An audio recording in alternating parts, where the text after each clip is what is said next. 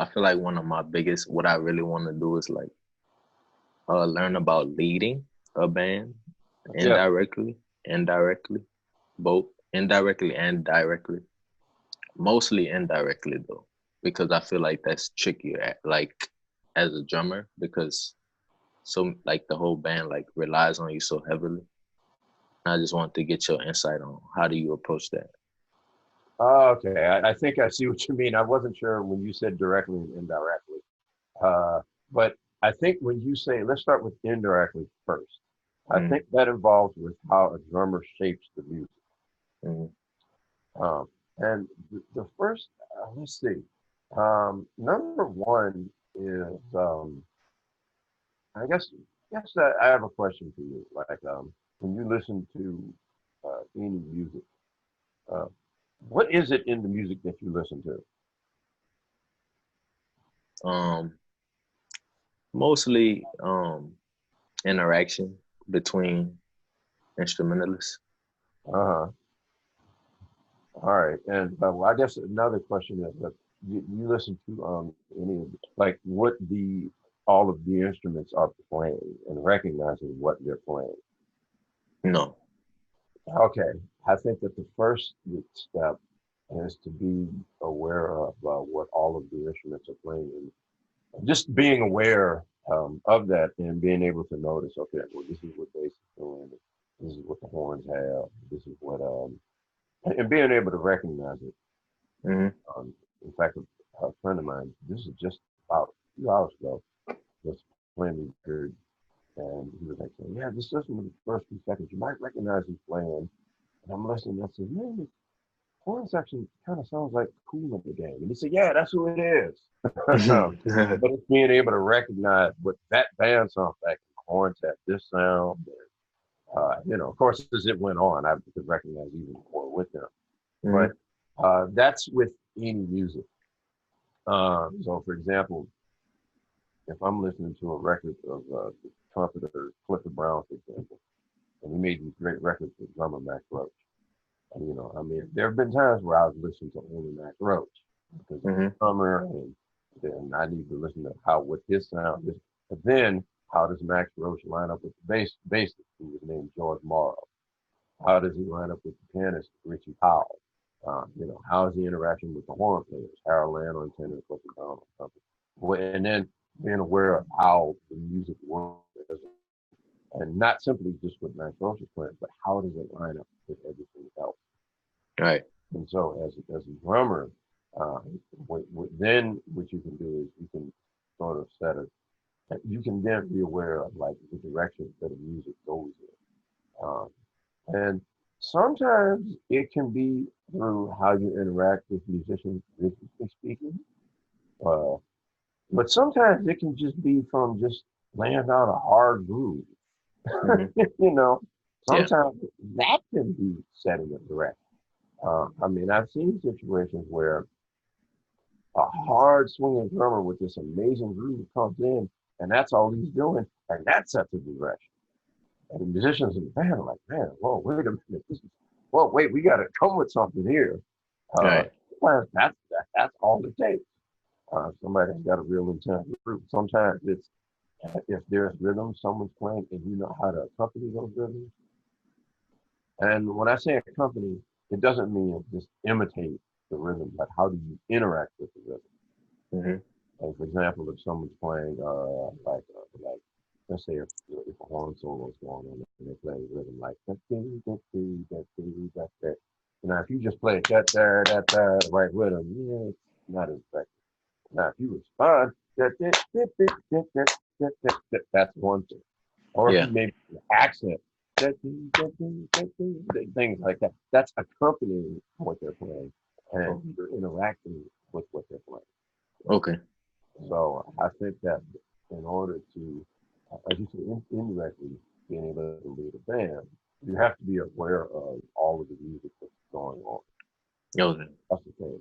Um, and I mean, there's times where you may miss things. I mean, I've even listened to recordings of myself, and I'll notice, oh man, I could have accompanied that better. Oh, I didn't catch that he was even playing that. I would have Right. made played this to acknowledge that. I mean, sometimes because the music is the hardest because it's a beat to beat music, and it's changing every beat, Hmm. and there's a lot that goes on.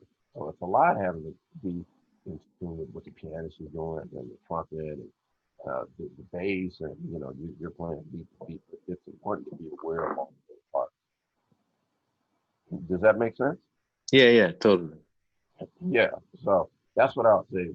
I think with dictating the music, and I think that when you have command over your instrument, and then you have command over having listened to music, and just understanding the roles within a band, then you can like dictate. All right, we're going to be grooving out. Okay, here it Right. Just trying to think of how to do this. Let me just go back again to when we were talking about leading a band. And maybe there's somebody that does not want you to lead a band and they're stopping this from happening. But well, what I was saying is there's some important things here. There's the business part of it, finding out how much a gig pays. One, Mhm. finding out how many people are going to be there. How much is it that the club could potentially make compared to what it is that you can make? Right. So these are all things that you have to keep in mind. I mean, there's a matter of wanting to play and wanting to lead a show, but financially, how much are the club going to make? How much are you going to make? Is it something that's feasible? And if it's not much, then how do you build an audience? Right. The kind of things you have to think about. One thing that helps with building up as an audience, is building an audience is to find one night that you can play at a place, and you're there every week. And that is usually the best thing, because after a while, after like a few months, the band does get better, and then word starts to get out. Oh, there's this new band playing, blah, blah, you ought to go and check them out. And then more and more people will start showing up. But that's when you invest. Right. Band leader. Okay, so there is building the audience for the matters of business. Now, another aspect is the music that is being played. Hmm. What tunes is it that you want to do? And I would say that when getting a band together, I would say that it's good to not only rehearse music that you have, but also find out what tunes that guys know. Because one of the things that we've lost in general, I think, is the matter of simply calling tunes. Hmm. And what I mean by that is that you had an older generation, like my late father, for example. Like, my father knew bunches and bunches of tunes and could just call anything. And there was a time where you had a generation of musicians who would know all these different standards, for example. And you Hmm. could just call something and they'd say, okay, it's you or no one. Oh, okay, yeah, all right. The cat's just playing. Right. Like obscure tune. This can't be love. 1, 2, and guys know it. Right. And I think that that's something, and this is across the board. I'm not even talking about genre of music, Hmm.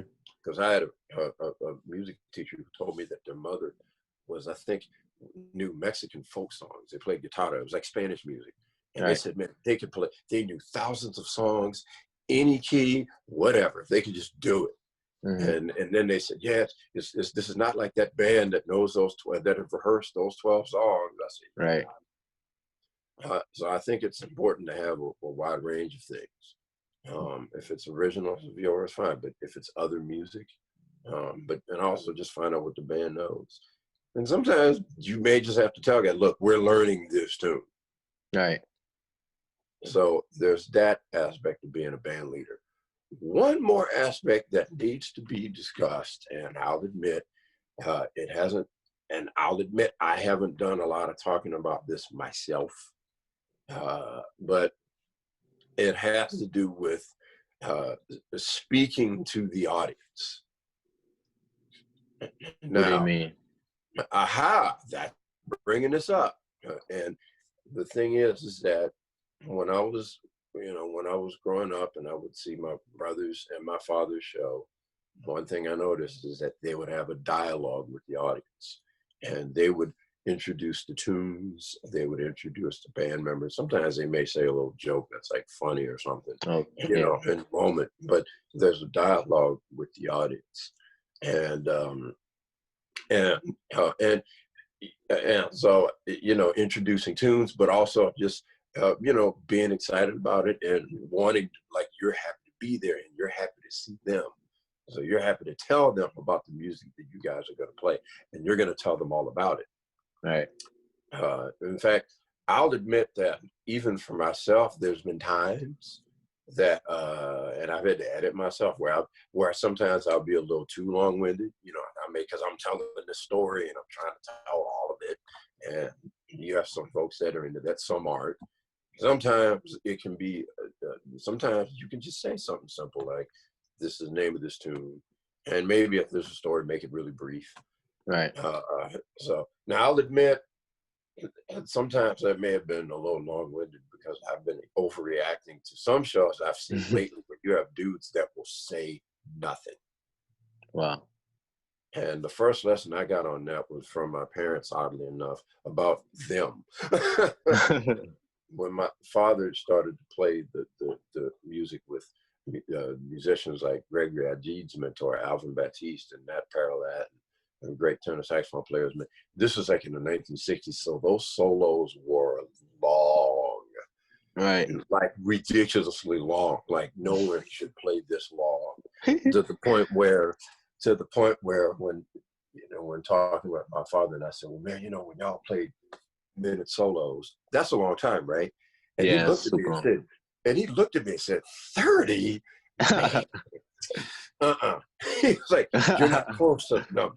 So sometimes back with solo for an hour, you know. Ooh. And man, he'd be playing for 45 minutes, 30 longer than 30. So that was way too, but I bring that up because I also then heard that Dolores, who, you know, would end up being my mother, went to one of the shows and hated it and told them about it. And, you know, she said, man, y'all get up there and start playing. Y'all don't announce no tunes. Y'all don't tell people what y'all playing. This is ridiculous. Right. You know, and, you know, and, you know, Dad told me, yeah, Dolores, she told us about that. And that was an interesting lesson, even for me. I'm thinking, damn, nobody would announce any tune. Y'all would just play. And but the thing is, there's some guys who do that now. They just go up, play, and say nothing. But the thing is, you have to engage your audience, because we're at a point right now where, sadly, the huge majority of the audience, especially the music that I play, they don't really know what this music is. Like, they don't know why it was great. There's a lot of things that have gotten lost. I mean, maybe it can be found, but there's a lot of things that have gotten lost. It reminds me of a story that I heard about my older brother, Wynton, when he first got to New York. And there were some people in the audience that would tell him, when he first got there, and they would say, man, what is it that you're playing, man? I mean, you're not playing jazz.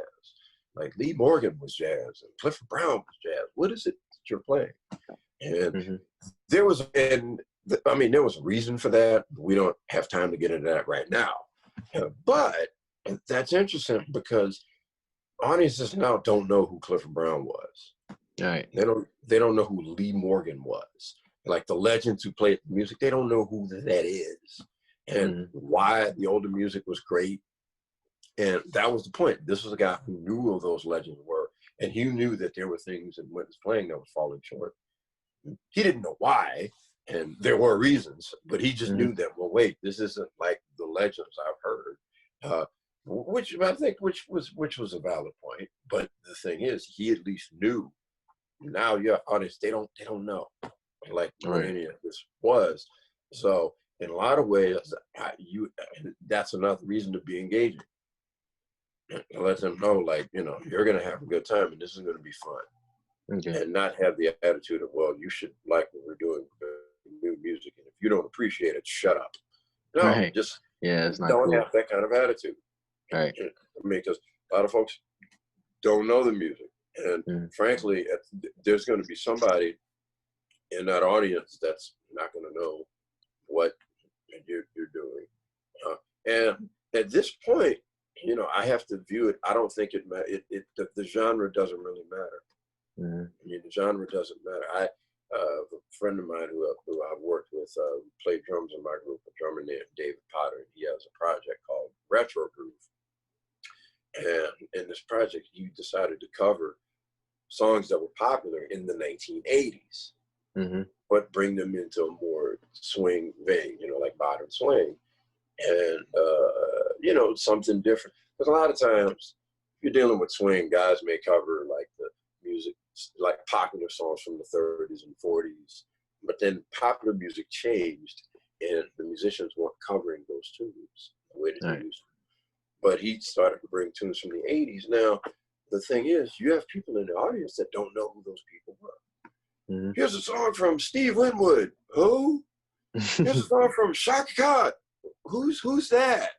Right. And that was somebody that was on like the top of the charts in the 1980s, but since that was so many years ago and the music isn't passed on the way that it was at one time, and audience members are saying, who was that? Right.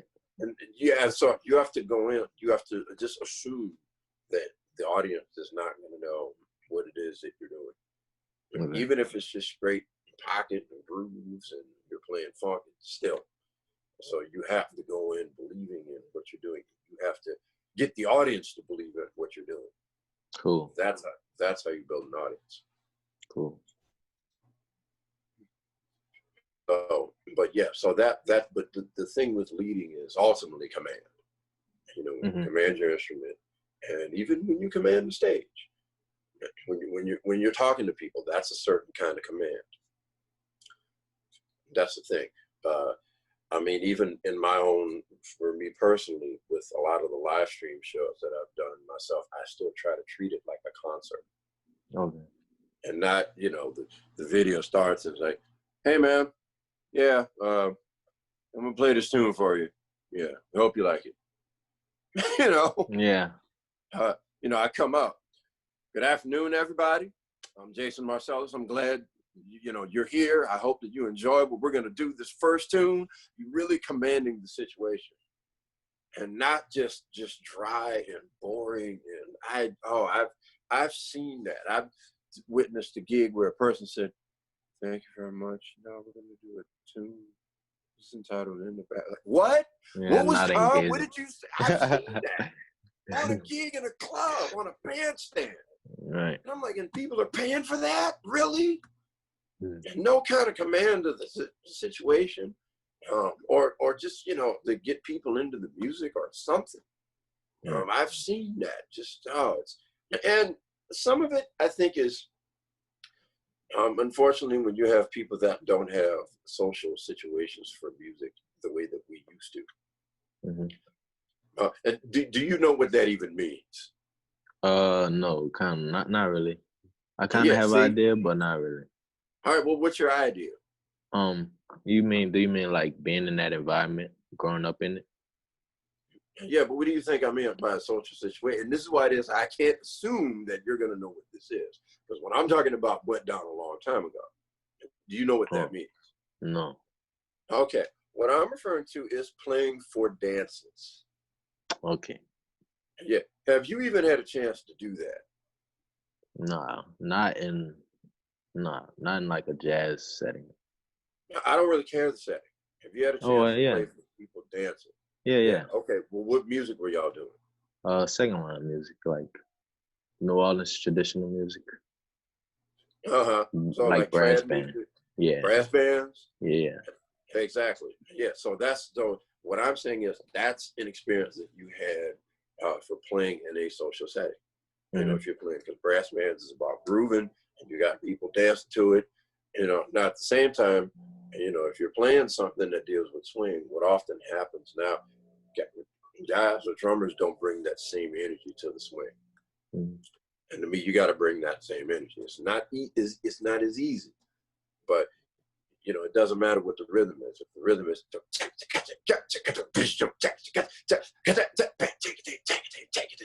same energy. Right. And not just, oh yeah, time to play this jazz beat. Yeah, okay, well, No, same energy. But so the point is, that's an example of playing music for dancing. And what happens is you have a function. Mm. Your music has a role. It's not about what you want to play or what you know. It's what is it that the music needs. Right. So when you're playing in a trad group or playing with a brass band, that you're serving a function. And so now here's the thing with playing for dancing, right? And with the swing element, that used to be popular for dancing. And that's why the older swing records of musicians swinging has a much stronger groove, because they had to play for people dancing. And you had to groove for those people. If it wasn't grooving, well, you're fired. Right. You're not going to get into, well, man, I got to get to my thing. No, you're fired. You can leave. The end. Yeah, no, you had to, and but when you're dancing and like the people have a good groove, and even if you're just playing like rim shots, like, and that's it. And, if you're seeing a person dancing, that rhythm locks in with their rhythm and with the people in general. So that's what causes the groove to be even stronger. Now, when my older brothers went to Branford came up, the dances that they played for, the music they were playing was the funk music of the day, the popular music of the day. Whether it was Earth, Wind and Fire's music, or Kool and the Gang, or Parliament Funkadelic, or whatever it was, Marvin Gaye, Stevie Wonder. And that's the thing, like that was music that was popular. But even that's still a social setting. And I bring it up because unfortunately, we don't get a chance to play in social settings. And I think that because we don't get to do that as much, we're not as sociable as people. Oh, I get it. I get it. Yeah. Like with the music, because honestly, man, a lot of the musicians now, man, just aren't that sociable. I think it's just this generation, with all of the technology and the fact that technology doesn't end, it never stops. All right. I mean, in the old days of television used to go off. Like at midnight, they would play the national anthem, and then you would either see static or test patterns. I mean, this is which we're done. You go to bed. That's it. But now things never stop. So I mean, it's easy to be caught up, myself included, in your with your computer, definitely your cell phone. I find it very ironic that in the movie The Incredibles 2, there was a villain named Screen Slayer, and they talked about being slaves to screens. I think they were trying to send a message. Oh yeah, because I think that happens where we get so into the phone, and I think like musicians now and people now, you get so into that, things aren't as sociable as they used to be. Right. So a lot of cases, the musicians themselves aren't as alive. They're not as sociable, so they're just kind of quiet to themselves. So the social aspect and the fun part of it isn't in the music; they're just into their space. Right. So I think that it relates, and that's so when I talk about a social setting, when you're playing for dances, you're having to play something for people, and you're having to interact with an audience, and I think that adds an energy, a good energy to the music. So if you're not playing for a dance, that element is still there. Right. Does that make sense? Yeah. Yeah. It does. Yeah. So I think those elements, the social element, the dance element, that's something that's very important with the music. And like I said, it doesn't even matter about the genre of music at this point. For me, they all relate. And to be honest with you, they're all in a similar position. I think that, with music, it's kind of, it's a bit of a struggle with any style of music in terms of playing an instrument, because now you have so many people using computers to do the work, right? To where, just somebody even playing like a hard groove and funk groove, but really grooving, not just a beat, but when you're really grooving, it's not as easy now. Yeah. So, so that's what helps with the swing part and the groove part of what you're playing. And I think that helps with giving a certain kind of command to the music. Does that make sense? Yes. Thank you for that. Yeah. So I think that those are some things, when you talk about band leading, those are some things that are important. Cool. Another question I had is starting to work with the piano. How should I approach it? Now you're just talking about just in terms of like trying to swing and I'm talking about like being like a action. Not, I want to have like a good command of the piano, not just knowing scales and chords. Being able to play a whole gig on piano and things like that. Oh, okay. So do you okay, so you play piano? Yeah, when I was at Noka, I was on it heavy, but after I graduated, I just kind of faded in the background, and I want to pick it up again. Okay. Yeah, that's good. That I have a question about that with Noka. How is it that you ended up on piano? There was another drummer in my class, and he never would get off the drums, so I just played the piano. All right. Well, did he ever play the piano? No, a few times, but not as much as I did.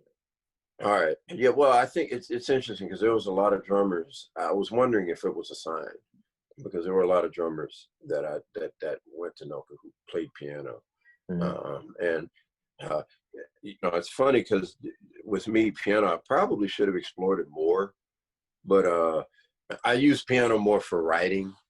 Yeah. Of course, I ended up playing vibes, so I got kind of occupied with that. But the point is, it's good to have a melodic instrument because even though drums, you have to make it melodic, but it's good to have an instrument where you're having to understand harmony and changes in form.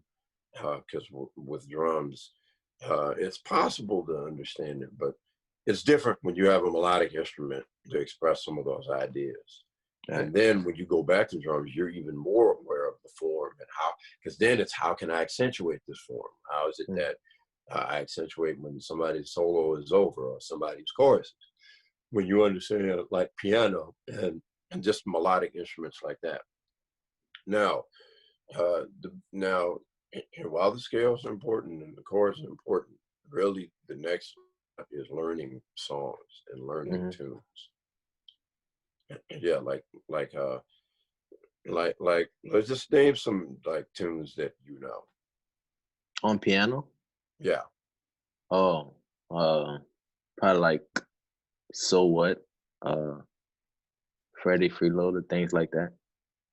I like beginner stuff. Yeah, you gotta, well, I mean, I don't. Yeah, the thing is interesting, man, because this music is tricky because years ago, and I never thought about this, but I hadn't thought about this at the time. But when my father was discussing, the I think teaching methods, and it's funny, he said it, and pianist who I also work with named Marcus Roberts. They said two different things, but it's the same point. And what Marcus Roberts once said was, "Man, the hardest thing about jazz is it assumes you can play. It already assumes that if you can't play it well, you're gonna have trouble." Right. And then my father even once said, "Man, there is no beginning jazz. Doesn't exist. There's no such thing." Right. And so now, I mean, there's things that you can craft, for beginning and advanced and intermediate. But it's funny because even things that are beginning, there's things that are still going to be hard about it. Yeah. Because even a tune like Freddie Freeloader, which was from Miles Davis's classic Kind of Blue, the hardest thing is to play that now, but then play it with conviction and play blues ideas and not have it sound like really square and stupid and boring. That's not an easy thing to do. Right. So, and the thing is, like when you're playing, and So What, I'm assuming that it's all the parts, the bass part and the horns and the piano. No. What you mean, like playing that on the piano? Yes. Uh, it's a mixture, I would say. All right. Well, here's the thing. Yeah, that the tune like that, you need to decide what is it that it's going to be. Because now, when you mention piano, is this playing with a trio or playing solo? Probably would it most likely to be with other musicians. All right. So I think that you need to decide like there, because there's that famous bass line. If this trio bassist plays that, then you can decide, can I play that with them, or am I just going to not play it, and then I just have the chords. All right.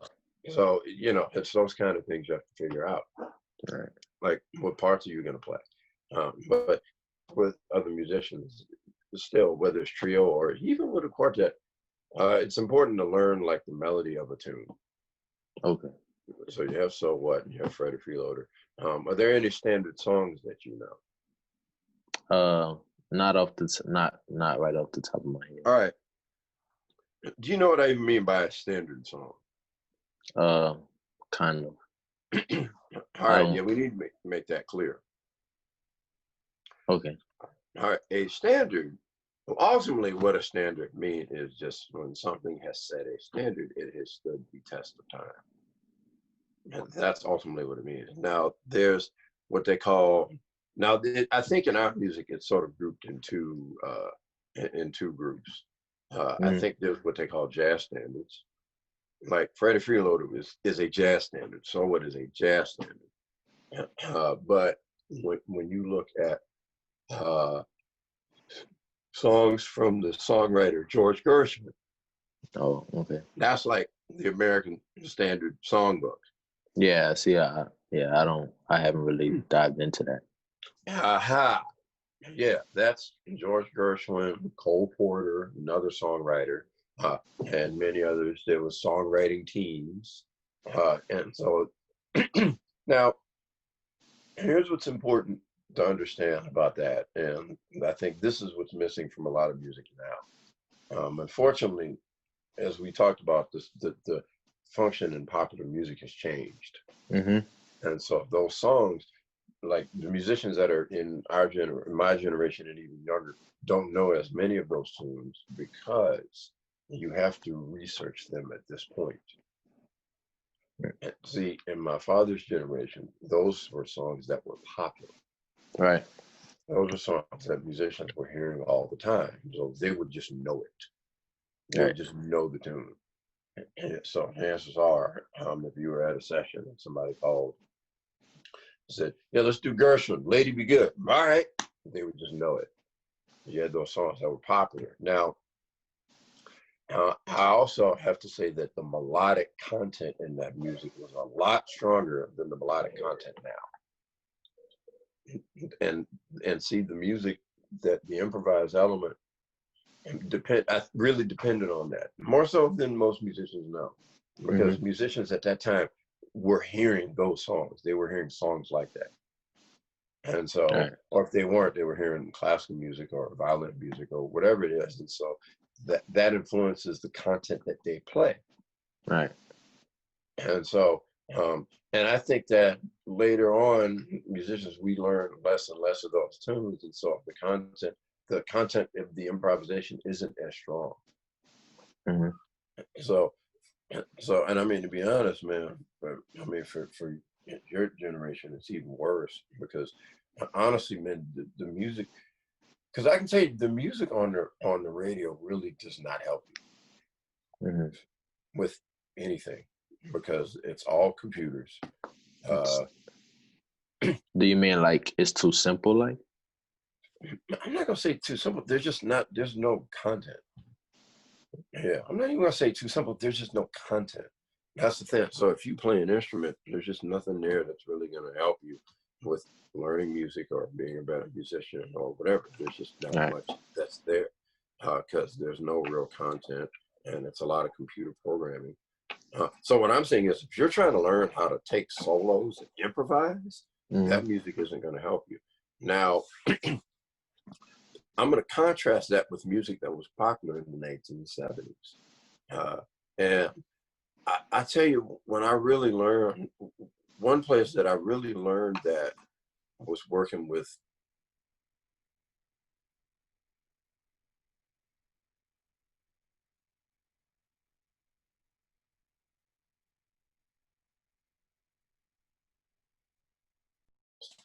but his story was when he got that album, he was so excited because he loved Stevie Wonder's music, still does.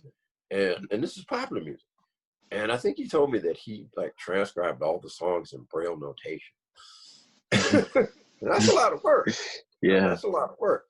But Yeah. the thing is that in Stevie Wonder's music, there is content there that will help you. There's melodies that are strong. There's chord changes that, because Stevie has crazy chord changes on almost every song.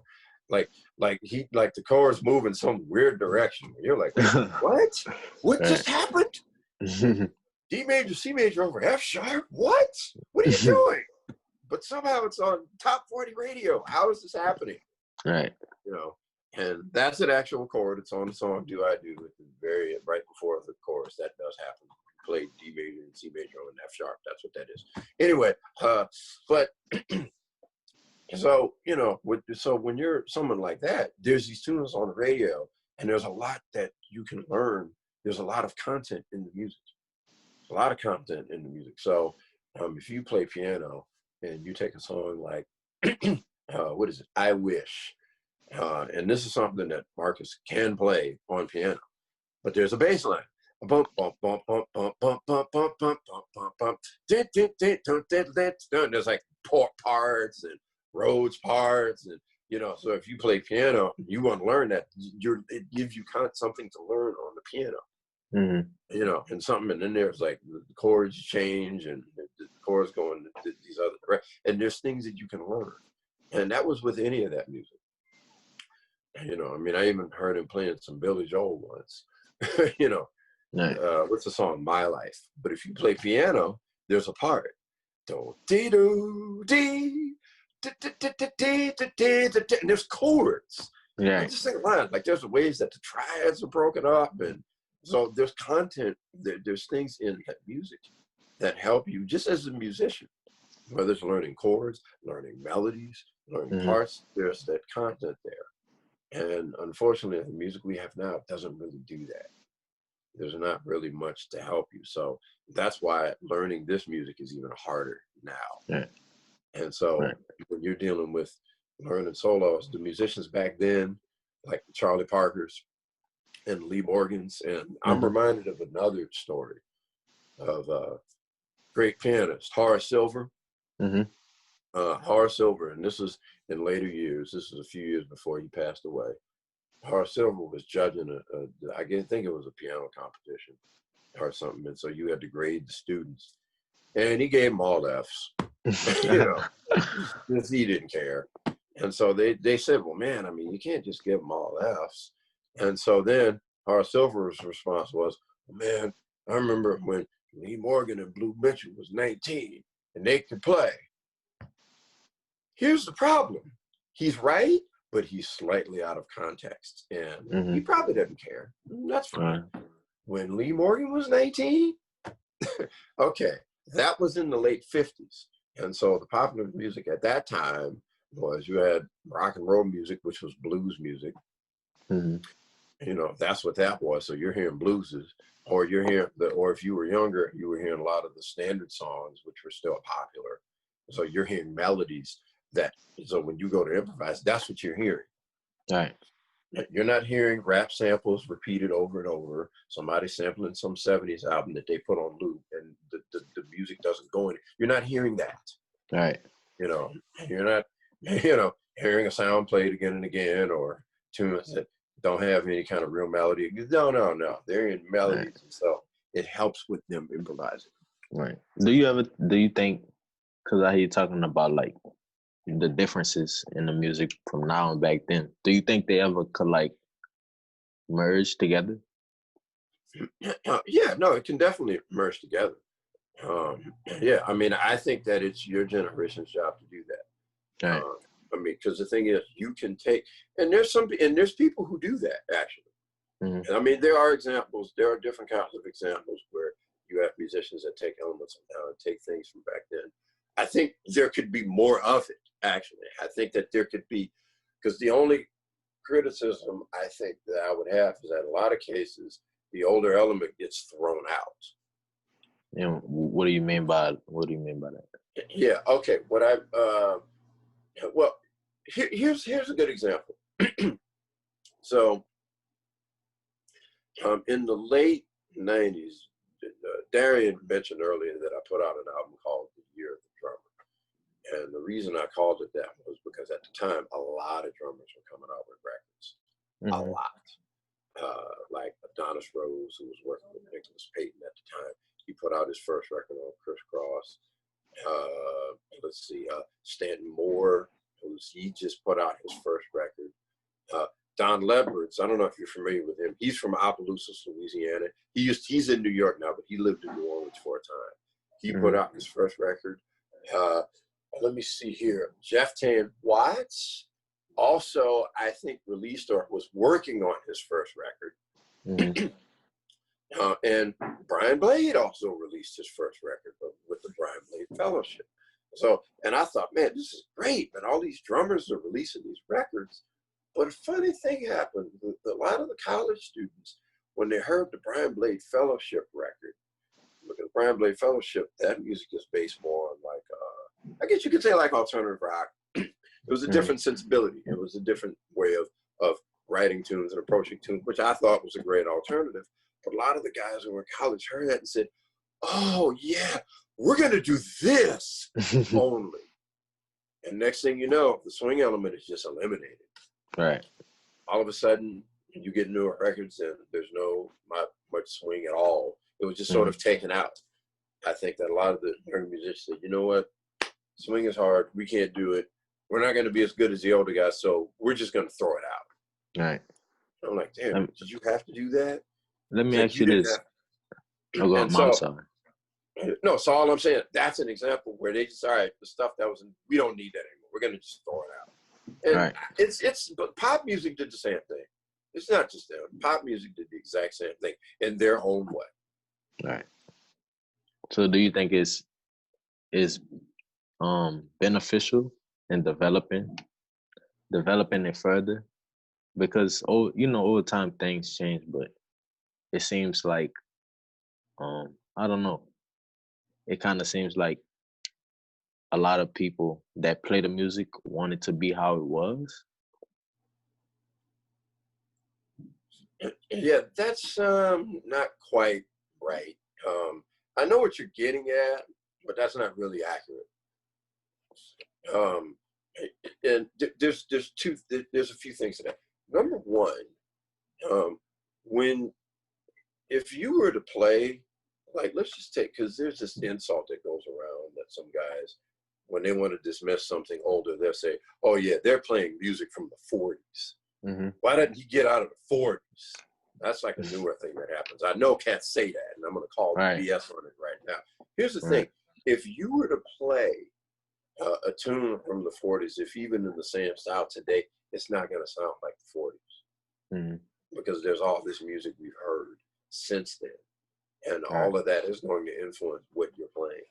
That's why even when it comes to traditional music, if you listen to the recording from the 20s and a recording from the 1960s and a recording from today, they don't sound the same. Mm. And you can tell, okay, this is more recent. These musicians have heard newer things.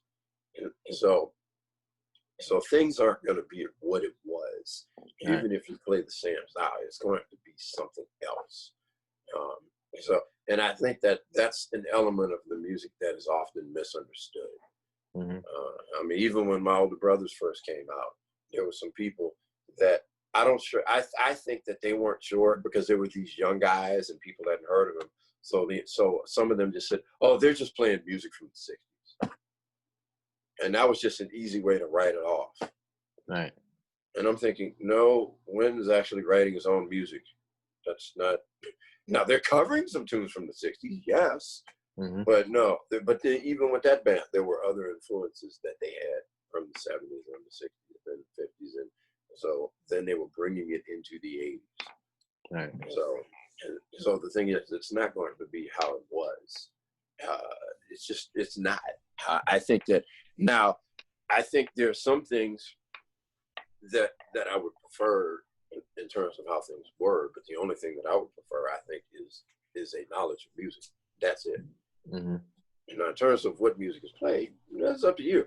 And whatever it is that the musician wants to do, that's up to them. So, you know, whatever elements that you want to bring into it, that's the thing. I think that I emphasize older things because there's a tendency to either take them for granted or to just ignore them altogether. And what I'm saying is you don't have to do that. Right. You know, you can combine whatever elements you want, old and new.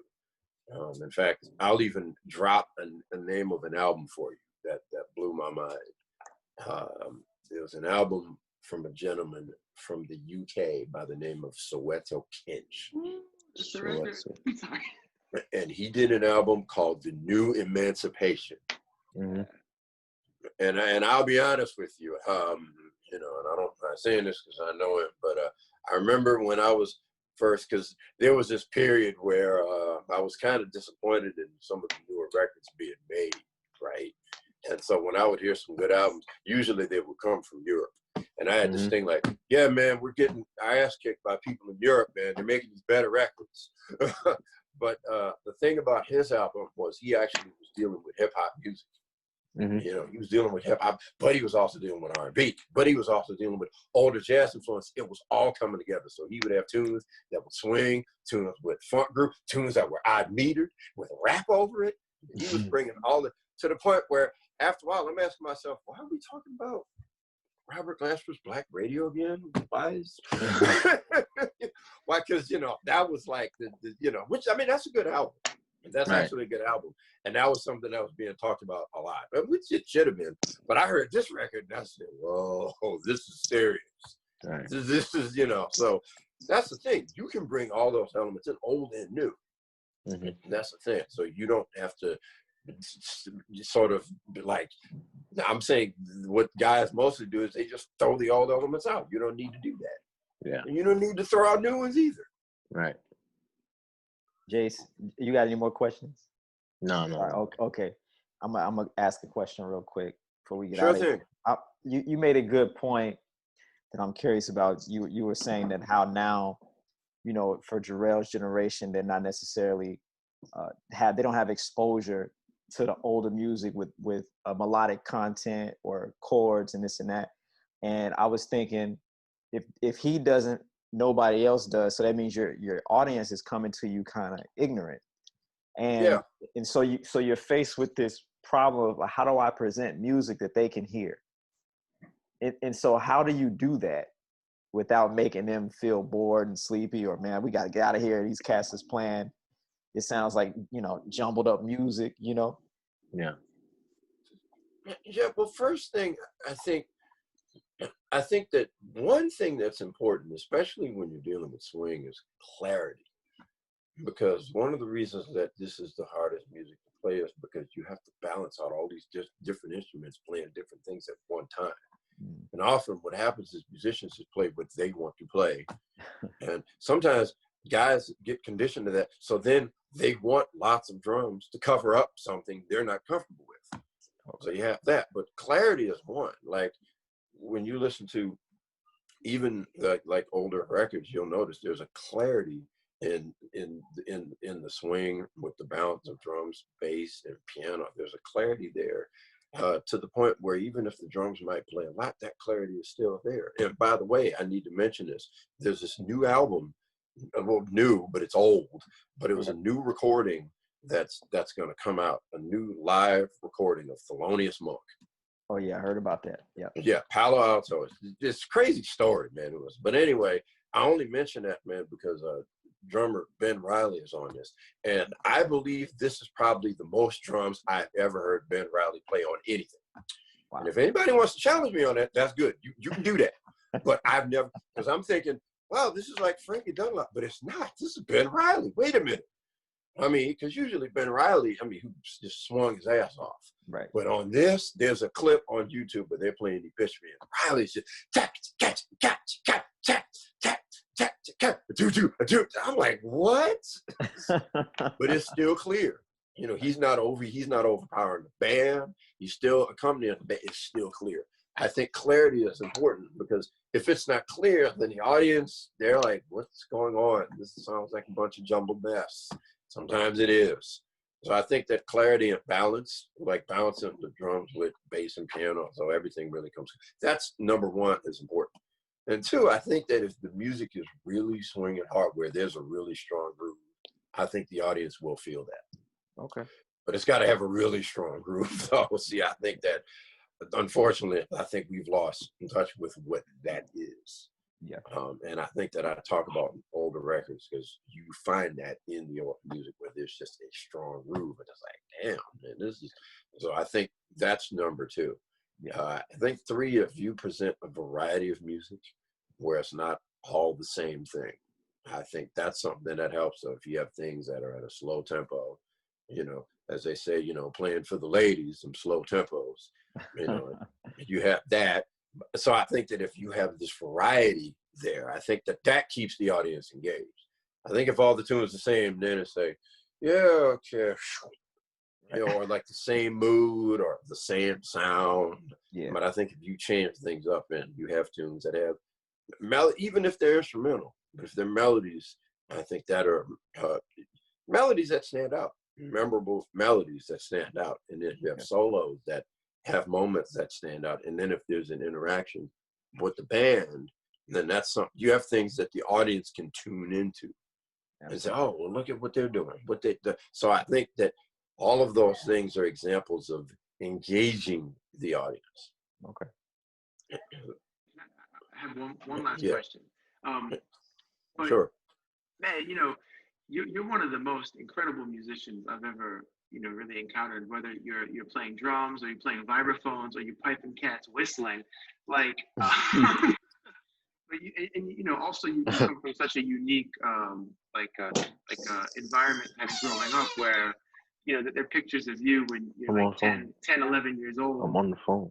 Playing, whether you're playing on Delfeayo's record, Pontius Pilate, or something. Like, it seems like you've had a very unique musical upbringing. And I was wondering, is there like a particular moment in your life that you knew you wanted to be a musician, or like was there a particular instance that maybe you decided to do this, or was this something like always that you just kind of, it was just something like the kind of part of your day-to-day life growing up?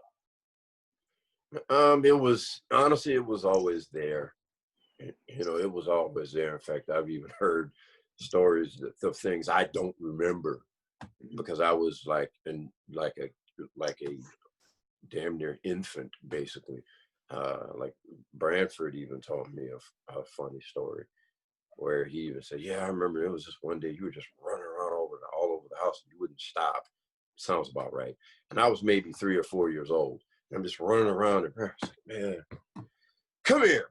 So he grabs some headphones and just puts them on my ear, and he puts on "Someday My Prince Will Come" from Miles Davis.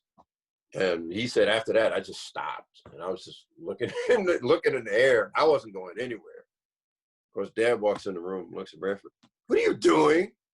"What does it look like I'm doing?" "Oh," and he walked out. But yeah, I think that it was always something that was around. That's the thing. And just even as a kid. So that's the thing. I think that there are moments that I remember in terms of a conscious thing of, I will say it though, that after doing Delfeayo's record, I was, like 14. And like after that was when I said, you know, I got to get really serious about this. You know, I mean, I was serious about that session, but after that, I said, yeah, I got to get, okay. You know, I got to get more serious about this and really get some things together. So I think that was a moment where I decided, all right, you know, there's just more that I need to do with dealing with this music, right? I really appreciate how you really emphasize the fact of like trying to connect with the audience and trying to create music that moves people and connects with them. And I really appreciate, I feel like just kind of knowing what you're capable of, you could choose to take your music in any direction. And I really admire the fact that you actively seek to connect with your audience. Yep, that's the thing to do, because without that, without them, well, there's no gigs, and which is sort of what's happening now. Even though we forcibly don't have an audience, but even with this though, even doing these live streams, if I have a live stream, so I'm still trying to treat it like it's a gig. Right. So try to reach out to folks, and I've even found myself, there's some people that are sometimes surprised by that. So I think that, but in a good way. So I think it's very important to still reach out for them. And then you'll want people to hear more of what you're doing. So that's what you want to do. Absolutely. Jason, man, thanks for coming, dropping some knowledge on us today. Jarrel, man, I appreciate you too. And yeah, man, appreciate it. We're going to get out of here and we'll let you go, and we'll have this up soon.